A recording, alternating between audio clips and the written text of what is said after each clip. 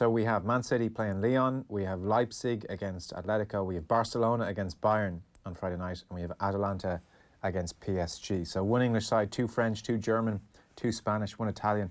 Mark Lawrenson is on the line. Good afternoon. Are you okay? Yeah, very well. Which game did you watch last night? I presume Nou Camp. Yeah, well, I'm just a massive Messi fan, like everybody else, I suppose. I mean, as you know, at the moment, the talk is not so much of the Champions League. It's whether they could possibly risk letting him go and getting some money for him, or go out and get other players. But I mean, he's just been absolutely fabulous. He's quite easily the best footballer I've ever seen in the flesh, and the difference he makes to that team is just staggering, to be honest with you. It's not so much a criticism of them because he's so brilliant, but they are as reliant on him as they have ever been. Probably more than ever, actually, at this stage, more than ever reliant on him. Yeah, and I don't know who's in charge of recruitment at Barca at the moment, but they've had some weird players that they've brought in. They've generally kind of gone from strength to strength, won La Liga, and then gone out and probably purchased the best player that they possibly could. And, you know, probably the top 10 players in the world would always look to go and play for Barcelona, but they don't seem to have got that right. There seems to be, I think, as well, a money issue. But and he said on a couple of occasions, without actually physically saying it, he suggested, Messi, that if they don't start to improve in terms of recruitment, then he might start to look elsewhere. But which would be sad, because I think if he could go through his whole career just playing there and winning stuff for fun, because, you know, as I said, he's just... When you think you've seen everything from Messi, he comes up and does something else. It's fabulous. What about Barcelona generally then last night? I think they're average. Yeah. I think you can get at them. I mean, that's the thing. So, you know, if he has an off night over 2 legs, you're kind of thinking that, you know, they are very much beatable. So that's the thing. And I don't think as well now when you go to the camp now, it's not quite the same as it was probably 3 or 4 years ago when they were flying. We saw what obviously Liverpool did to them last season as well, and we've kind of been watching in front of our very own eyes. Just, I wouldn't say they've deteriorated, but they're certainly nothing like the force they used to be. No, and it's not even 2 legs anymore, and it won't be at the Nou Camp. They'll be in Cologne. No, that's right. Exactly. Yeah. So, although if it's 1 half 90 minutes and he's 1 half 90 minutes, and if he's on it, good luck with that one. Yeah, he can devastate anyone on his own for half an hour, so they've got a chance. Bayern Munich just totally rejuvenated under Hansi Flick. So he took over in November, an initial wobble, but since December, they have been awesome. And Thomas Muller even is completely reinvigorated. Muller had been written off by everybody as just finished, you know, he'd had his day, but under Flick, gee, they're just cutting through Chelsea like mincemeat here. Yeah, well, I mean, Chelsea, over the 2 legs generally, Chelsea were poor, and we know that Chelsea are naive defensively. Anyway, but, you know, it's like Bayern, it's obviously Barcelona, PSG a little bit, but, you know, teams who've won this competition just have that swagger about them. They don't really fear anybody that they play. And there's almost got certainly Bayern have almost got an arrogance, and I'm not suggesting it's a German thing. It's just the fact that they are not frightened to win the competition. And, you know, that was a good thing for me for City, Friday night when they played, that, you know, the fact that they beat Madrid, but also now they're kind of thinking, you know, we can beat these teams, which is something in Europe that they've not really looked like they were ever able to go and do. But I would say at the moment, Bayern will be the favourites, because you really would not want to play them, Lewandowski, you know, all those kind of players. They're just top players. I mean, you mentioned Thomas Muller. He doesn't sort of just lose form or ability. It will always come back. You start to question, is it his legs? Are his legs gone? But no, he's always been too good a player, and maybe he's just one of those that the last manager didn't suit him, and Flick obviously does. So, and if it works, happy days. So to what extent is Lampard culpable for Chelsea defending? He gets a lot of credit for a lot of things, and some of it very deserved, there is no doubt. He tends to escape criticism when they're cut open 3-4-1 and suddenly it's not really his fault and he has to go out and recruit. I mean, I would have thought setting up a team not to concede 4, or in the first instance 3 against Bayern, would be, you know, kind of a pretty on the list of things to do. that would be one of the top things I think a manager going into a European tie with a bit of experience would be aiming to do. And Lampard hasn't been able to do that with this Chelsea team. No, and I think everybody knew that when he took over at the start of the season, we're all going, well, at least he's got the first half of the season because there's a transfer ban, etc. And all he seems to do at the moment is buy midfield players or forward players, and defensively, they've got a real issue. Need a left back. I think they need 2 centre backs. Obviously, they decided that Kepa, the goalkeeper, is probably not good enough. I don't know where they're going to go. I really don't know where they're going to go and sign players, because we know City are in the market. So, and they've already taken the boy from Bournemouth, and I just don't know where Chelsea is going to get those players. So it may well be with Frank Lampard. He might start the season under pressure, knowing that on the day they can beat teams, they can score goals against all the teams in the Premier League and turn them over, but just not good defensively. So they have to get in the Champions League again the end of next season. Looking at what they've got, I wouldn't be convinced they could do it. And are the personnel that he has so bad that it excuses 7-1 against Munich? Sorry, John, say that again. Are the personnel that he has so bad at the back that gives him a bit of a free pass when it comes to 7-1? Yeah, it does give him a bit of a free pass, because, it's the thing about sort of playing defensively, and especially in Europe, is, yes, you can have the odd off night, as a back three, a back four, as a team, whatever, but you can't have consecutive.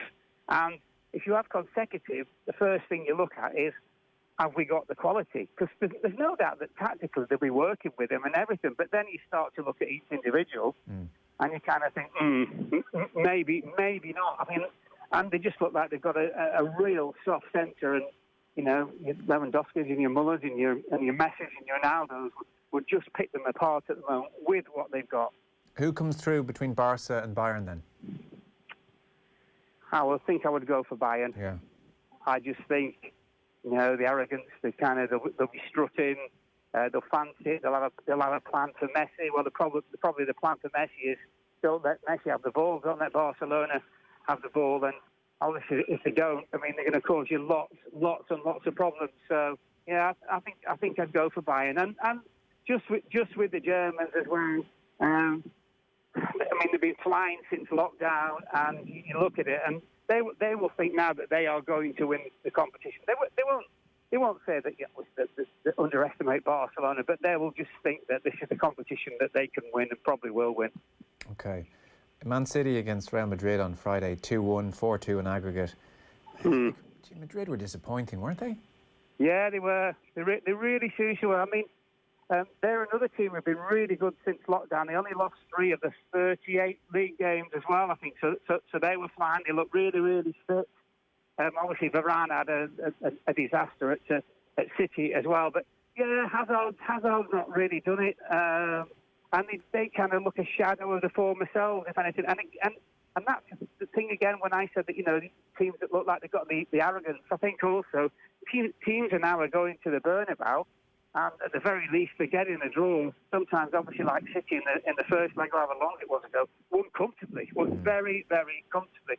And this is a team which has obviously won La Liga, so they've also got work to do. It seems at the moment that the axis in terms of European football is changing somewhat. I mean, PSG, I would expect PSG definitely to go through. I think they're a team that are only going to get stronger. But it just points to either, certainly Bayern Munich. I think with City, if they could get Aguero back, I know Jesus played well the other night, but if they could get Aguero back, it means a big difference, and they might be able to go further in the competition. Yeah, Jesus, it's hard on him, but he's just not of the calibre.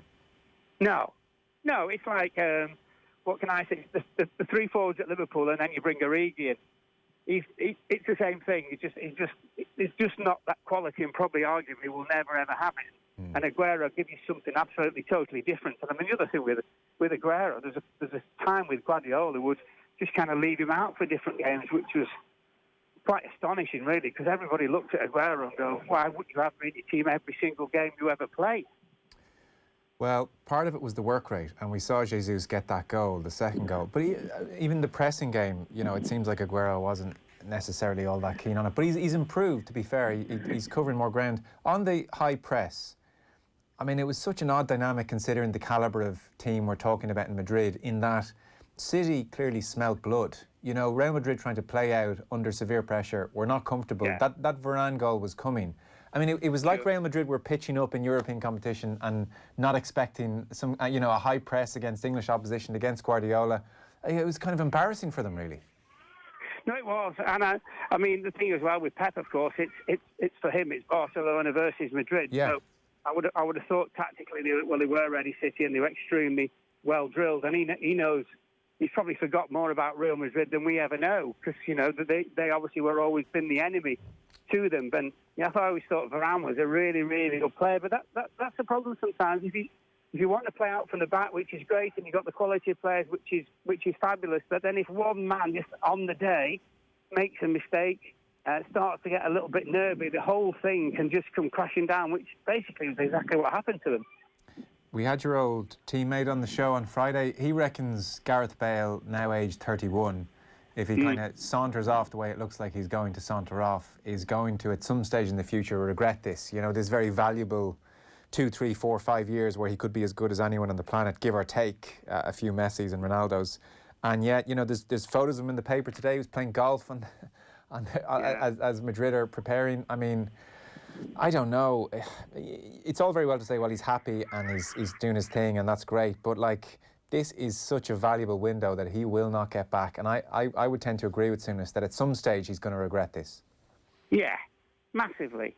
Massively. I mean, you know, he's obviously on fabulous money. And, you know, in the big games for Madrid, as you know, he's been absolutely outstanding. What I don't really get is if Zidane doesn't fancy him, absolutely fine. But then why not, if you're Gareth Bale, say, right, you know what, I'll show you.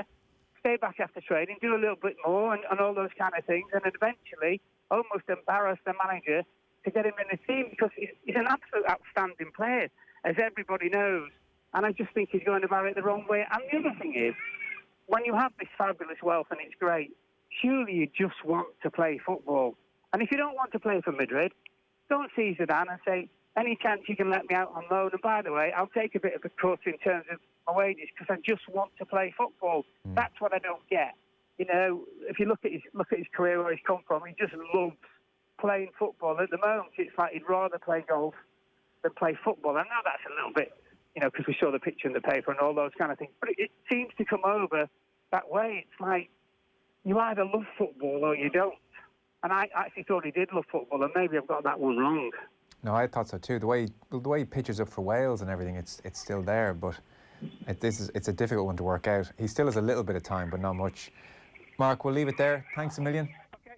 Pleasure. Mark Lawrenson there, giving us his take on the weekend's Champions League football. And it is a festival of football on Virgin Media TV. Customers can watch every game live across Virgin Media Television and Virgin Media Sport on broadband TV, phone and mobile. You can check out virginmedia.ie. And that Barcelona-Bayern Munich game, Niall Quinn was on the coverage, and he was of a similar mindset, I think, to Mark. No, I wouldn't step out and say, oh, yes, they've got a great chance to win it. No, I wouldn't step out and say, oh, yes, they've got a great chance to win it. No, it's getting there. It's a bit better tonight. There were moments, particularly in the last 20 minutes of the first half, when they thought, wow, this is what they're all about. This is how they used to do it. But I think you saw the shortcomings then as the second half appeared. And though you may say they didn't need to go hunting goals, at the same time, you know, Bayern Munich would have done, for instance, a team who are on top form. So you can see they're a little bit off it just now. What are the shortcomings? Well, I suppose the shortcomings are Messi again inspired them, and you know, I feel that they're not as flowing and full flowing and creative as they were. Look, they're not bad, don't get me wrong, they're in the quarterfinals of the Champions League, but I just think when I'm comparing them to Bayern Munich, who are bang at it in golden form in all areas and look unstoppable, so in that context I think they're a little bit off it, over the line to Messi, as we said. But on the plus side, there was a half an hour spell where Frankie de Jong was really, really good tonight and burst through little areas and got in behind and offered more than the sideways passing that we see a lot of these days. They've got a lot of injuries as well, as you know, and there's suspensions there too. Just where they are now, it's good. They'll be relieved to be where they are. but they're facing a daunting task against Bayern Munich next Friday.